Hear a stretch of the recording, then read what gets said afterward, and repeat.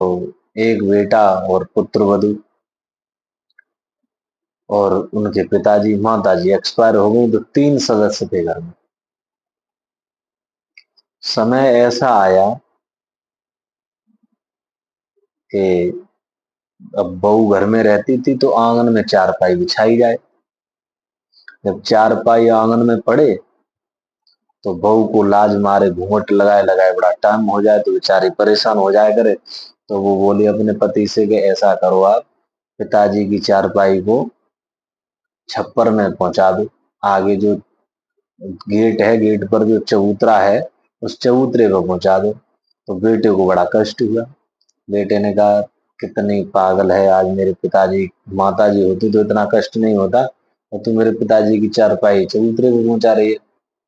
तो पिताजी हंसने लगे। पिताजी कहने लगे, बेटा आज नहीं तो कल जानी है, चारपाई तो मेरी जाएगी, तुम आगे पहुंचा। चबूतरे पे पहुंचा दी। कुछ समय के बाद में जर्जर अवस्था हुई, शरीर रोगित हुआ, तो कफ कांसी इत्यादि गला खराब होने लगा।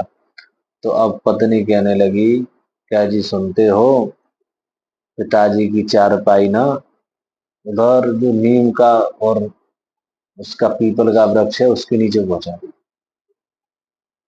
बेटे को बड़ा कष्ट हुआ।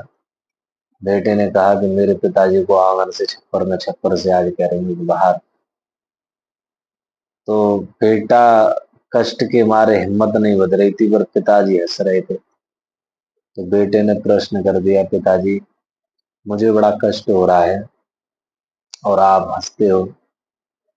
तो पिताजी ने कहा कि बेटा इसमें तेरा कोई दोष नहीं है। अरे जो मैंने किया वो मुझको देखना पड़ रहा है।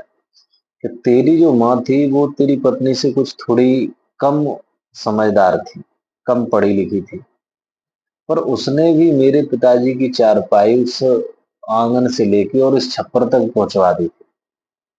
तेरी पत्नी थोड़ी पढ़ी लिखी आ गई, थोड़ी ने एमए बीए किए हुए है, तो तेरी पत्नी ने मेरी चारपाई उस पीपल के वृक्ष के नीचे पहुंचवा दी।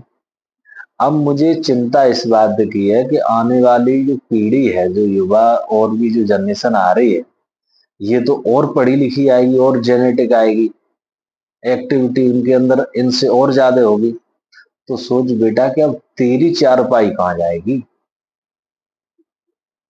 वो कहते हैं कि बात बड़ी छोटी सी है, शब्द बहुत अच्छे हैं इसमें, पर समझना हम सभी को ये होगा कि समाज में ये कृतियां फैल रही हैं जो हम अपने माता पिता बुजुर्गों के साथ में कर रहे हैं।